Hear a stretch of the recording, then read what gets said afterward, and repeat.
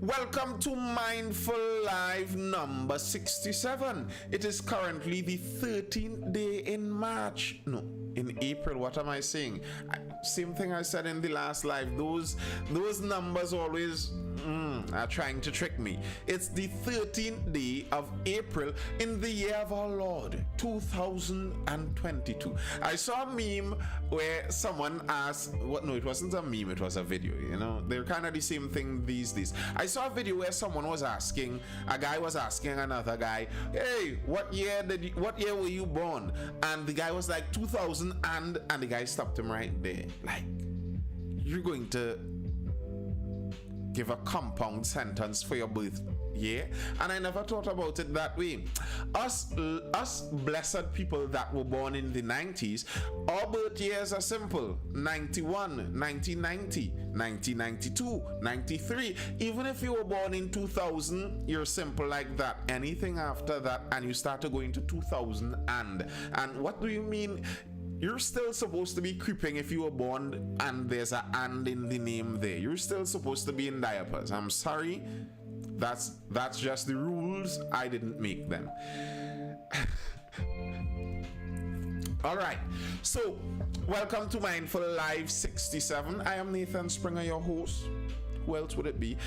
It's nice having you here. Once you're inside the live, if you are over on TikTok or over on Instagram, make sure to hit that like button. Get the live going out there to more people a little faster, so we'd have more people inside of the conversation. And don't be afraid to jump in the chat and say something. Keep it respectful and on point, because they are moderators and they have the authority to block. And as per usual, if you miss anything in the live or you're wondering what we discussed in previous lives, go over to YouTube, Nathan Springer on YouTube, and you can find my channel there. Be sure to subscribe, and you can view the lives live over on YouTube also. Some people do view them live over on YouTube, and good night to you folks over there too. But the benefit with that is it's saved there, so you can go back and view it again.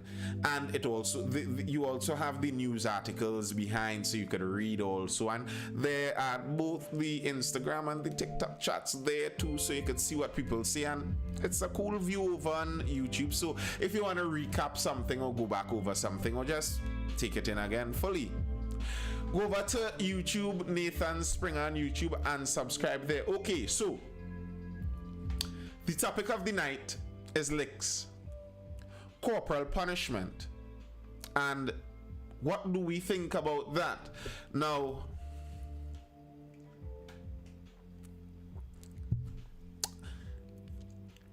the present news in Trinidad and Tobago, I think, obviously, has a lot to do with why this conversation would have been brought up now. The fact is, currently, one girl is dead, her father has been arrested, and it all seems to point to purported corporal punishment as being the genesis of this. What caused this? Well, at least the tragedy in the instant was corporal punishment. And this isn't an isolated case. There have been other instances where what may be deemed as LICKS has unfortunately led to horrible conclusions, especially for the child. That's a fact. And because of that, some people have been calling for the removal of corporal punishment. Now, corporal punishment, I believe, has been removed in the schools in Trinidad and Tobago, and it has been for quite some time. But corporal punishment has not been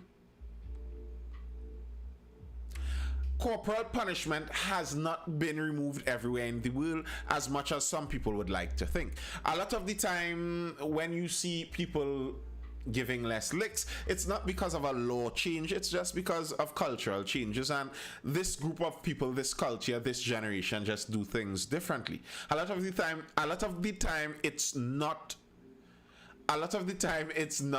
because of a law, but there have been calls even for it being banned by law. Children's Authority calls for end to corporal punishment.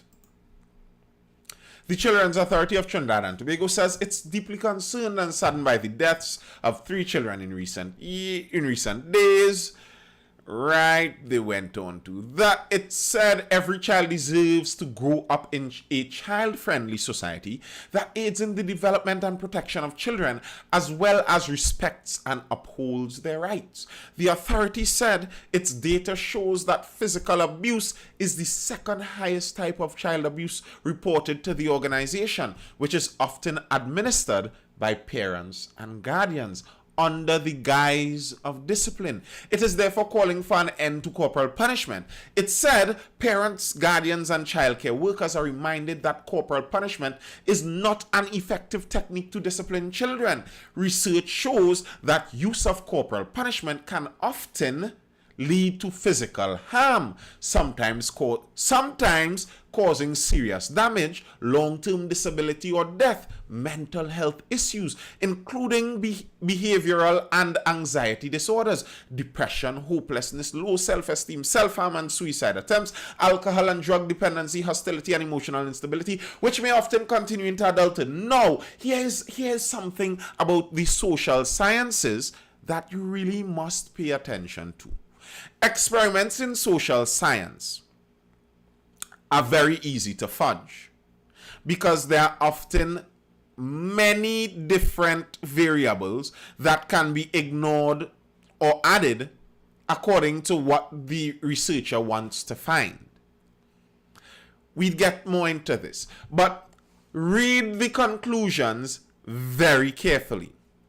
Here's what it is saying here, that their research shows that the use of corporal punishment can often lead to physical harm.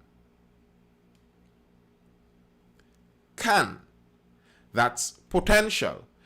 And research suggests that corporal punishment can lead to physical harm is not really telling a serious thing. Yo, Anthony Williams, nice to have you here. It's not really telling a serious thing. That's like saying that marriages can lead to murder. That is factual. Research shows marriages can often lead to murder. I could do a social science experiment and find that out. Good night, Jonty. I could do that and come to that conclusion, and it may be borne out by the facts. Research shows marriages often lead to murder. But that doesn't actually tell anything. Because, yeah, a relationship can lead to murder, but that isn't suggesting somehow that the marriage is the main factor that causes murder. There could be a whole host of other factors added in there. It could just be that close relationships can lead to murder sometimes. And it's not a matter of whether it's a marriage or not. If they don't marry and they live together, maybe the murder statistic might be just the same. So similarly, can often lead to physical harm isn't actually a solid base of any kind of research. Then, here's the next thing.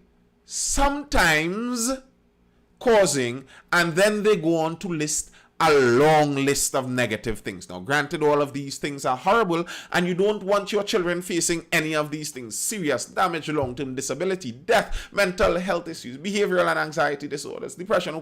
Yes, it's a long list. But what's the qualifier at the start? Sometimes causing. Now, here's the thing. I think when and which times those sometimes are would be very crucial to this bit of research. Because corporal punishment, the definition and understanding can run a very wide gamut. Something as simple as a bokeh is corporal punishment, while according to who is qualifying it and quantifying it, someone may consider a parent hitting a child a flying jump kick also corporal punishment. But a flick and a flying jump kick aren't the same levels of violence. So Which of the sometimes are you talking about when you're saying the sometimes it can cause, etc., etc., etc.? Have you heard about the discrepancy between the Gregorian Western calendar and the Ethiopian? Yes, I have heard about that actually. I did read about that before. I don't think it's at the tip of my brain, but I did read about that.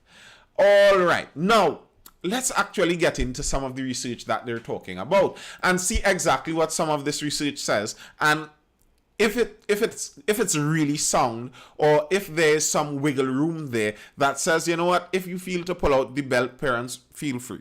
Let's see exactly what the research says. Is corporal punishment an effective means of discipline? Now, this is the American Psychological Association, and I'm very happy that the date this was created was 2002, because that same APA, since 2010, some of the things that come out from there have gotten a little more sketchy. But I am appreciative that this was a little older. So to be very honest, I'm very appreciative of that. This was out since 2002. Is corporal punishment an effective means of discipline? Corporal punishment leads to more immediate compliant behavior in children, but is also associated with physical abuse. Should parents be counseled for or against spanking? Corporal punishment remains a widely used discipline technique in American households, yada, yada, yada. In a large-scale meta-analysis of 88 studies, psychologist Elizabeth Thompson Gershoff of the National Center for Children in Poverty at Columbia University looked at both positive and negative behaviors in children that were associated with corporal punishment. Her research and commentaries on her work are published, etc. While conducting the meta-analysis, which included 62 years of collected data, Gershoff looked for associations between parental use of corporal punishment and 11 child behaviors and experiences, including several in childhood: immediate compliance, moral internalization, quality of relationship with parent, and physical abuse from that parent. 3 in both childhood and adulthood: mental health, aggression, and criminal or antisocial behavior. And 1 in adulthood alone: abuse of own children or spouse. Gershoff found strong associations between corporal punishment and all 11 child behaviors and experiences. 10 of the associations were negative, such as with increased child aggression and antisocial behavior. The single desirable association was between corporal punishment and increased immediate compliance on the part of the child. Okay, so what is all of this saying? What does this mean? What does this mean? Well, according to this research so far as we have read, what they found is that LICKS, corporal punishment, they looked at 11 different characteristics ranging from childhood straight up to adulthood, and in 10 of those characteristics, the association that LICKS, corporal punishment, had on it was negative, which means that someone who got LICKS had a negative association with 10 of the characteristics looked at. There was 1 where there was positive association. The 1 single was in short-term compliance, immediate compliance. So it gets the child to do what you want them to do immediately. It's very effective at doing that. That's what the research suggests so far. However, there is more to this. And this is what, to me, when you're looking at a study, this is what you do. You try to look a little more into the specifics of what causes the things that they are talking about. What causes this reality that we are seeing before us there? All right. The 2 largest effect sizes, strongest associations, were immediate compliance by the child and physical abuse of the child by the parent. Gershoff believes that these 2 strongest associations model the complexity of the debate around corporal punishment. That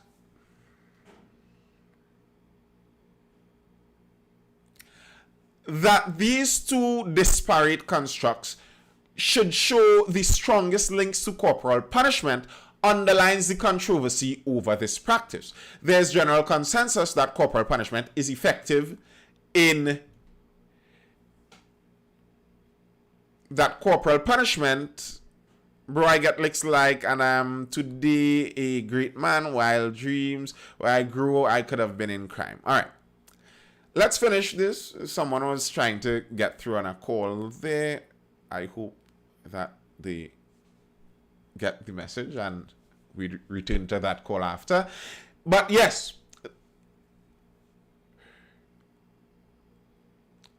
at the same time, there is caution from child abuse researchers that corporal punishment, by its nature, can escalate into physical maltreatment.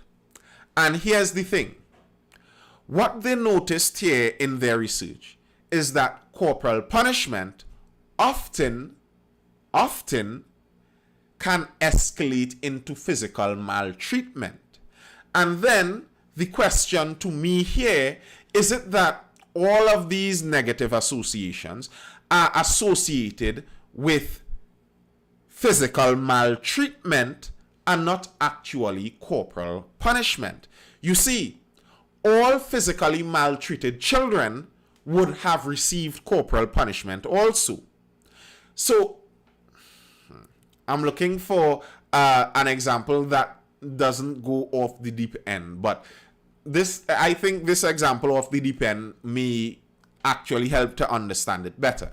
So if you're looking at children who are abused in the most reprehensible way, I'm trying not to get into the gory details. If we're looking at that statistic, children who are abused in the most reprehensible way, you may say that all children who are abused in the most reprehensible way have high levels of physical contact with their parent. I hope you're understanding what I'm saying without me having to get explicit. But that is not to say that physical affectionate contact with your parent is a bad thing. So if I were to do a statistic in that, if I were to do a study on it, I could say that all children who have been abused in this horrible way by their parents had close physical relationships with their parents. That could be the conclusion of that study. However, the further conclusion on that isn't that physical closeness to the parent is necessarily a bad thing. It's just that if anyone were to take it overboard, they would have had to start at some point before. Cool man, Anthony Williams. Glad to have you here. Yeah, they would have had to start it before. So similarly, maybe, what this study doesn't necessarily tell is corporal punishment, LICKS, has benefits if it's done on a certain level, but if it's past a certain level, the disadvantages way exceed any of the benefits. That would lead to exactly the same result that we are seeing here. But Gershoff also cautions that her findings do not imply that all children who experience corporal punishment turn out to be aggressive or delinquent. A variety of situational factors, such as the parent-child relationship, can moderate the effects of corporal punishment. Furthermore, studying the true effects of corporal punishment requires drawing a boundary line between punishment and abuse. This is a difficult thing to do, especially when relying on parents' self-reports of their discipline tactics and interpretations of normative punishment. What they are saying is, when you ask a parent, do you abuse your child or do you just engage in corporal punishment? The abusive parents would still tell you, all I do is give my child a little licks, you know. So then when you use their child in these statistics, their child who is abused is going to read the same as a child who just got a couple lashes with a leather belt on their buttocks. And They are not the same. So the research there is not conclusive, not even in the closest. That's why I find calling on that research to make some conclusive finding for you to go out there and change an entire society's norms. That's not how you do that. You could try to bring the research, and then if you're bringing the research, then bring it honestly, like this woman brought it here. Don't try and quote the first half of the woman's research and make it seem like all licks leads to physical aggression when they're older, not adding in that licks that you're talking about includes people who beat up their children wholesale, and you're including physical abuse in that. Nathan, does it have corporal punishment in jails still? I don't know. That is actually a point I am going to raise. Hang in there and we'll get to that point eventually. So, what the research does show is that the research isn't conclusive. One thing for sure, if you physically maltreat your child, if you physically abuse your child, it does not show good results. But finding out the distinguishing line there and figuring out the proper licks versus physical abuse and how much benefit there is in proper licks versus physical abuse is extremely difficult to do in these kind of social science research.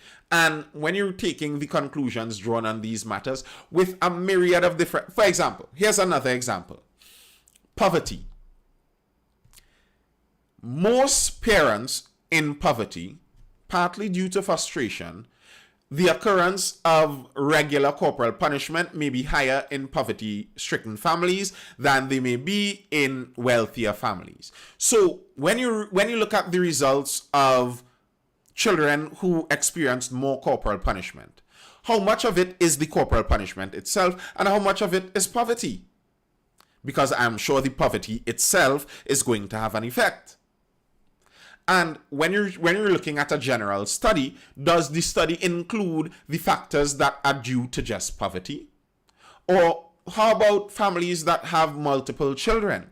I would not doubt that families with more children would have more occurrences of corporal punishment. And then the results that you're finding out when the child is older, now the result of multiple children or not. Go to your room in a one-room squatter's shack. Exactly. The reality is different. The reality is different. Very good point, Muzans. Very good point. You know, is it Muzans you said? Yes. Yes, it's Muzans, I think. Now, there are some people that are intent on seeing corporal punishment ended. And I could kind of understand their point. I could kind of understand their point. If you actually believe that corporal punishment is abuse, then you should want to see it ended. You'd want to see abuse of children ended. If you believe that people are being allowed to abuse their children all around the world, then I could understand wanting that ended. However, I find, especially when it comes into parenting, people wanting to get involved in other people's parenting to be a very slippery slope. And some people call slippery slope a fallacy, but many people have slipped down slopes, and at the bottom of the slope, they're looking up and wondering, oh, look at that slippery slope fallacy there. So I find that to be a slippery slope. Yes, research has its merit, but I don't think that some researchers finding something out is necessarily grounds for someone to go out there and make hard and fast rules all willy-nilly about people's parenting and parenting styles. I think that's a really dangerous road to go down. And I think if you look over in the United States, in the United Kingdom, you can see some of the results further down the road from that. I was looking at someone advertising a gender identifying room or something like that, where they have an organization that brings in clothing and they offer changing rooms inside of schools unbeknownst to the parents, so that a child who a parent might wrongly identify as their birth gender being boy or male can go into the school and reaffirm their authentic gender inside of the school. And that's by research standards, because some researchers see that this is the better thing to do. Now, I think that's a scary line to go down, and I don't appreciate that line going down. But there are people who believe that. Now, there's a website here, End Violence Against Children. Their aim is to end it in all countries. And I thought it prudent to read exactly what their mission statement is there, what they mean, and see if it adds up, to what we know or what we see. Corporal punishment is the most common form of violence against children worldwide. It includes any punishment in which physical force is used and intended to cause some degree of pain or discomfort, however light, as well as non-physical forms of punishment that are cruel and degrading. Any corporal punishment violates children's right to respect for their human dignity and physical integrity, and their rights to health, development, education, and freedom from torture and other cruel, inhuman, or degrading treatment or punishment. Its legality in the majority of states, unlike the other forms of interpersonal violence, violates their right to equal protection under the law.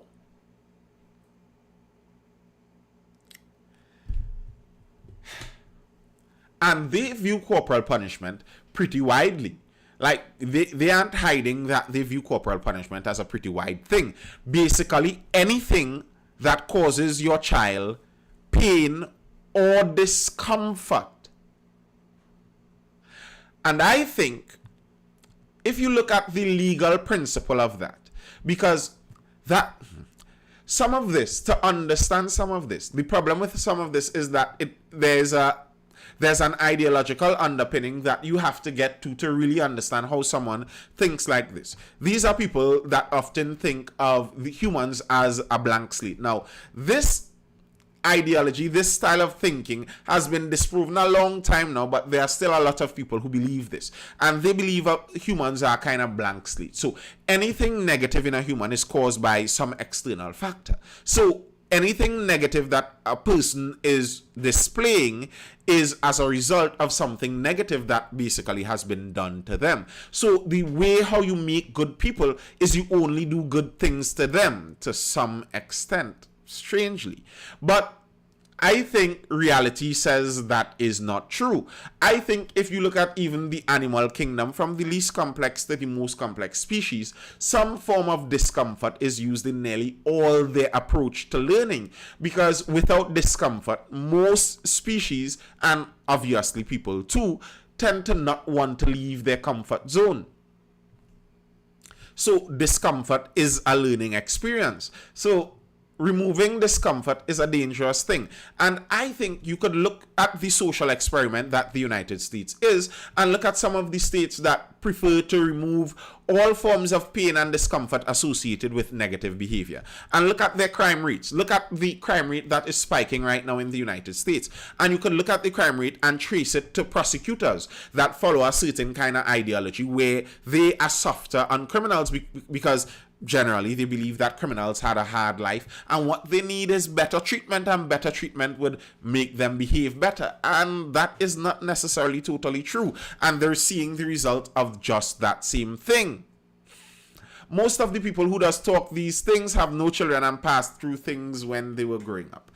That's part of it. Now, as you said that, many people associate and look at things, especially when you're talking about childhood and rearing of children, they look at things through the lens of their childhood and their own trauma. So even the tragic situation that went recently, you see when people talk about this, and you're seeing they're not actually talking factually about the situation in front of them. No, they're talking about a memory that they're hurt about. That's why they're taking everything so personally. They have put themselves literally in the situation, and it has brought up some memories.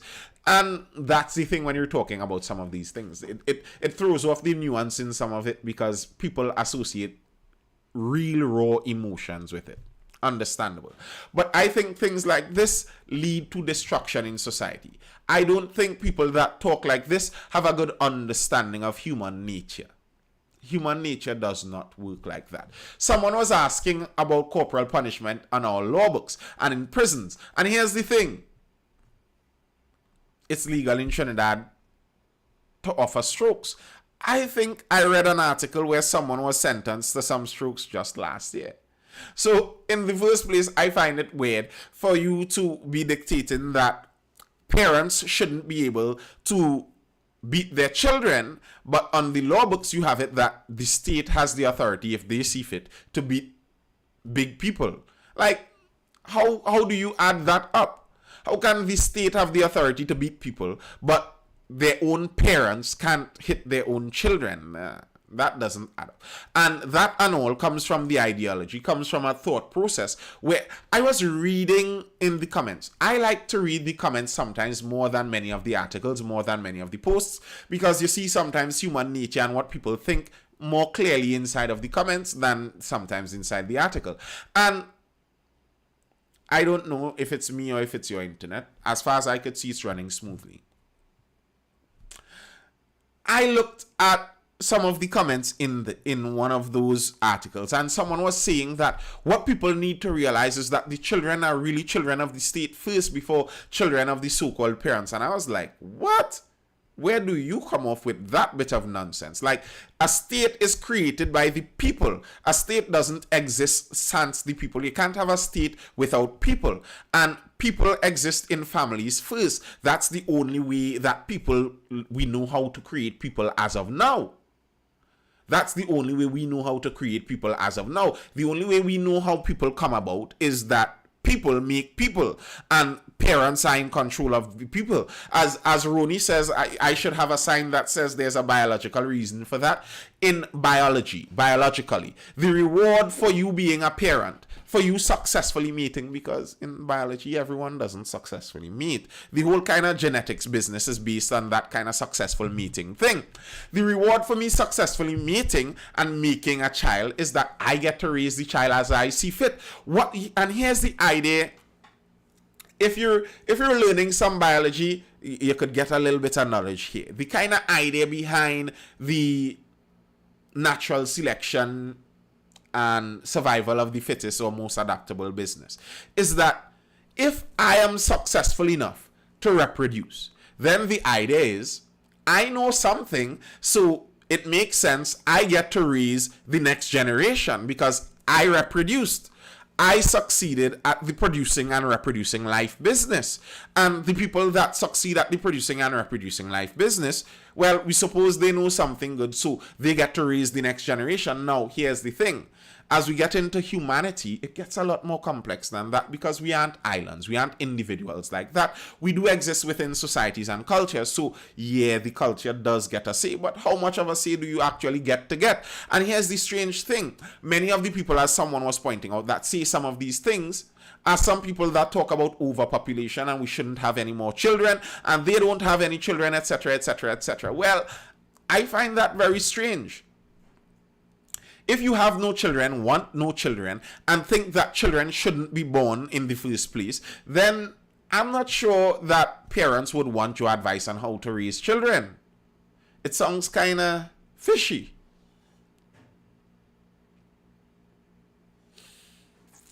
The state feeding them, etc., it's not biological, it's sociological in the mind. But I am talking natural selection when I say biological. But the most stupid people does reproduce more. Ha, ha, ha.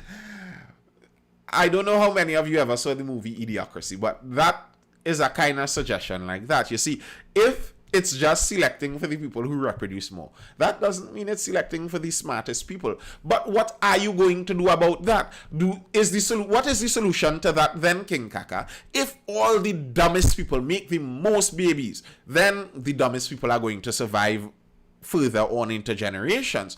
And if you're so smart that you're going to cut yourself out of the gene pool and have no children, then what's the solution to that? Then that the smart people should find a way to live forever. And if the smart people could somehow get some of the life force from all these babies that the dumb people are producing, then the smart people could live forever and they would be able to do all the smart things in society. Not so? That sounds creepy, doesn't it? But that's kind of the logical conclusion of a lot of that. I am the smart person. This dumb person gets to reproduce and produce down the generations. I only get 60, 70, 80 years to live, and there's nothing I can do about that regardless of how smart I am. Well, then maybe the smartest person might actually be the person who can affect the most going on into the generations. And maybe now it no longer is that you need to make children to have that effect. So maybe that's what the smartest people are actually trying to do now. Have the biggest effect on people's children. I heard there's a statement that speaks about the ideology of Marxism and Marxists, and that they generally tend to not be anti-natalists. And there's a statement where they say Marxists don't have children. Marxists don't have children of their own, they have yours.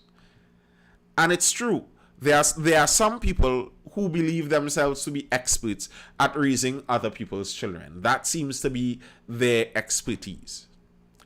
I am suspicious of that group also, because there's an understanding that controlling the future is controlling the children, and many people have that understanding. That's not a secret. And many people have tried that. The school system as it exists now was created with some of that intention. The school system as it exists now, part of it, if you go back to the creation of that in, I believe, Hungary popularized a public school system. Part of it, literally, the intent of a bit of it, literally was to separate the children from their families so that the state could better control the thought processes of the children. And they were thinking, because of central planning in their whole communist nonsense, they were central planners, and in order to centrally plan an economy, in other words, for the government to sit down in the capital and plan how everything is going to go on in the whole country, they need to be able to control everyone, and that's very hard to do when you have independent thinkers. But how convenient would it be if we could control them from the time they are nursed and weaned? We could have them and pump them with what we think they should have, and then grow them up into the perfect people that we can centrally plan. The reality is it still doesn't work, but there has been some shades of that inside. There has been some shades of that inside of the public education system. But yeah, I found it interesting that our legal system allows strokes, and it's strokes by the president. The president is basically the person with the permission to be given by the cat o' nine tail. Listen, you could literally Google it, go search it. Our laws are online, and go search how clearly it's written there. Here's the second part of this law. Any male offender above the age of 18 years on being convicted before the High Court of any of the offenses mentioned in the schedule may be ordered by the court to be flogged in addition to any other punishment to which he is liable. Y'all notice anything strange there? Anyone notice anything strange about that bit of law? Anyone? Or do I need to read it again?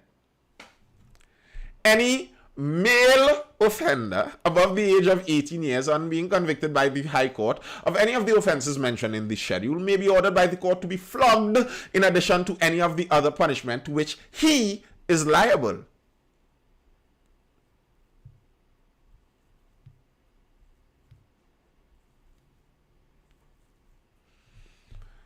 So it's only men that get licks in the prison. What is that? Where are the equal rights? Where's the fairness? Updated to 31st December 2016. unofficial version, but it's updated to that date. I don't know if they amended the law since then. It may have happened and I don't know. But I am not going to read what you said there, Muzans. But I find that so strange. Where are the feminists? There should be outrage. How is there a law that singles out only men? This is bias. What kind of nonsense is this? Only men?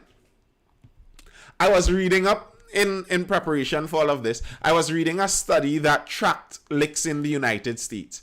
And they tracked the meting out of corporal punishment by gender and race, etc., etc., etc. And at the turn of the 20th century, they said in most schools, girls and boys actually received about the same amount of corporal punishment. In other words, in 1900, when around that time in schools, boys and girls, same amount, level playing field. But they noticed that as time changed, that switched. And right now, I believe it's something like 90+% is LICKS for boys versus girls. Nah. What's going on? What is really going on? What's really going on? Why are you beating the boys? You see, the thing about this, like, all right, in the case of the adult offenders, you know, I am honestly not offended by males being sectioned out to get LICKS. I'm honestly not offended by that, honestly. However, the fact that you beat boys more in school when it's allowed, I don't like that. That's why I'm not sure about my view on corporal punishment in schools. I'm not sure about my view about that. Because in school, like at home, that's reality. Yes, they are abusive parents, but that's reality. You can't stop parents from being parents. Two people could go out in the woods and there's no law prohibiting them from having children, and there shouldn't be a law doing that. That's parents. However, we deal with that reality. But when we're talking about teachers, and we could check and see statistical realities where teachers abuse biasly boys more than girls, and the boys are already struggling in this schooling system, for you to be beating up on them more. And listen, I have a personal vendetta with this. I remember a sexist teacher I had back in Standard 1. I remember her well. And I remember that lady beating up on boys for reasons that were very obscure. And then girls could get away with murder. What's the point of LICKS? All right, now you get to a different thing. The point of LICKS in general. Here's what I think the point of LICKS is. Let's go back through the animal kingdom. When an animal, a young animal, does something that could potentially endanger its life, the parent would bite it for it to feel the pain and understand that such an action can lead towards pain in the long run. I think LICKS done right is intended as the same thing.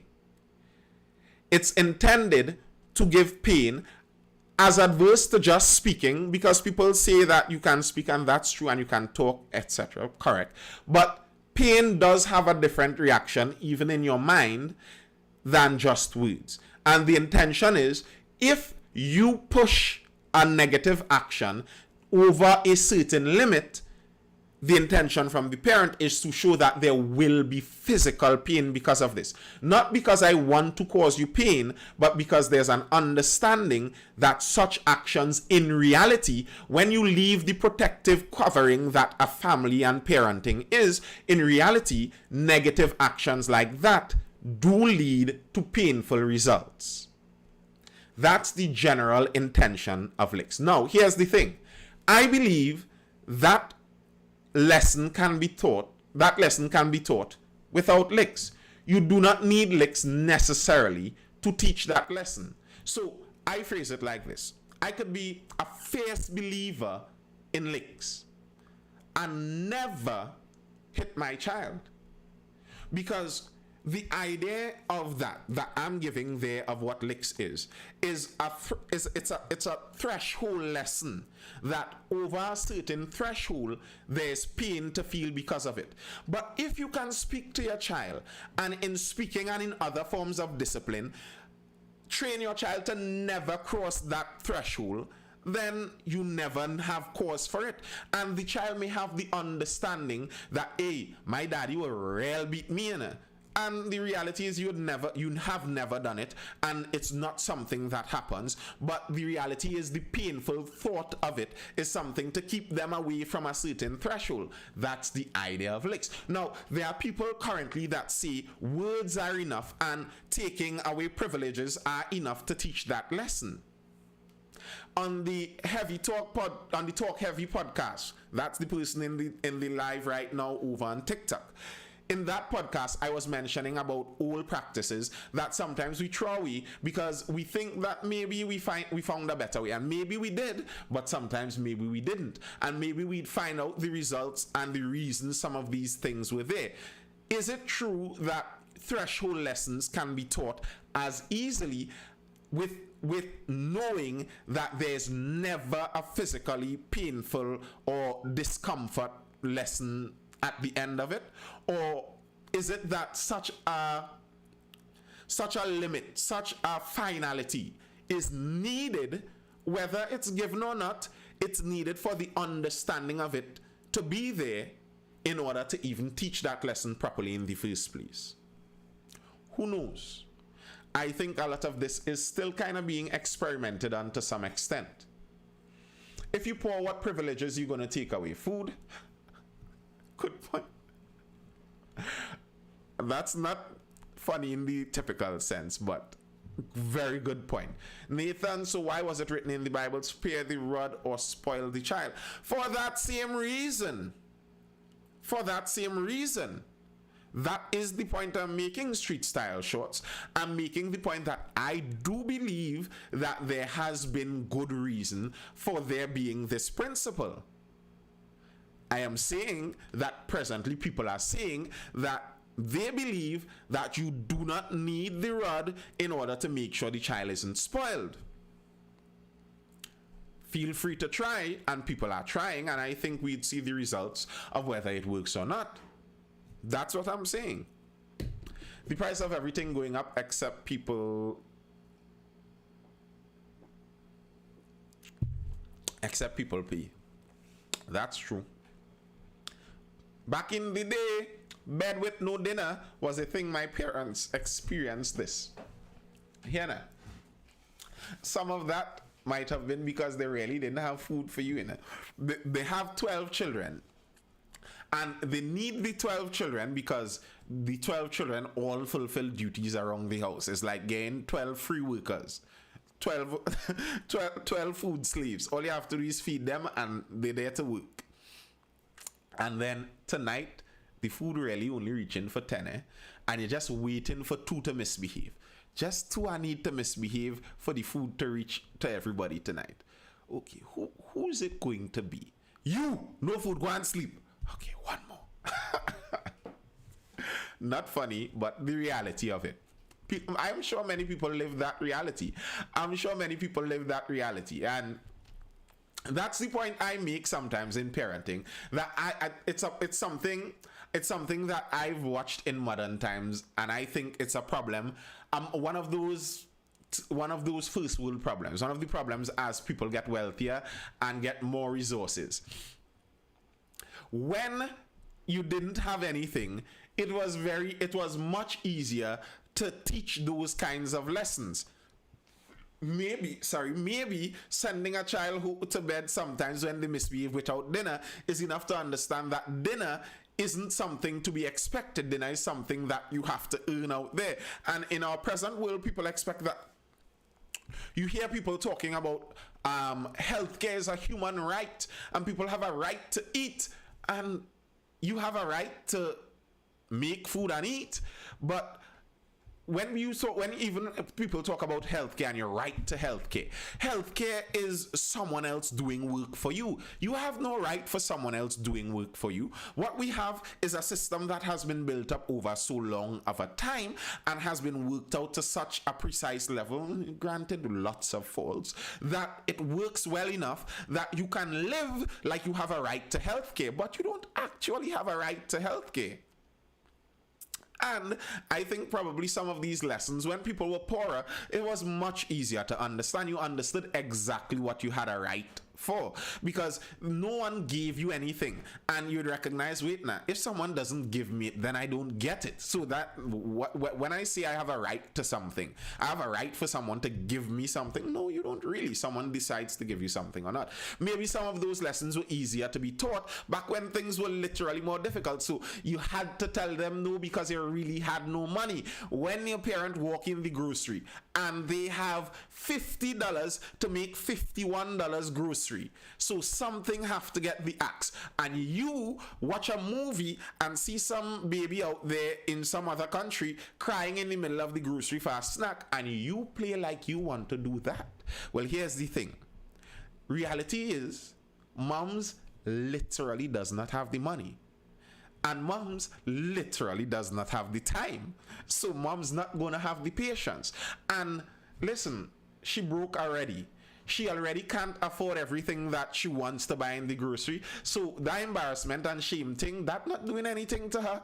I come in the grocery here to get bare essentials, and I going to put back some items when I see the bill. What you talking about embarrassment? You could cry on the ground if you want, but you're going to feel this hand in this grocery today. That was the lesson that had to be taught. That was the lesson that had to be taught. There was no choice in that matter. But now, if you go in the grocery and people regularly talk about how hard things are and prices are going up, and no one has the money, and no one's pay is going up, and prices are, and it's true. I'm not discounting that fact, but the reality is, when it comes to consumer goods, we live much wealthier than any generation ever lived before us. Most of us, at least in this life, could go into a grocery, and if you're talking about buying snack level things, you aren't actually thinking about the cost. Most of us, be honest with it.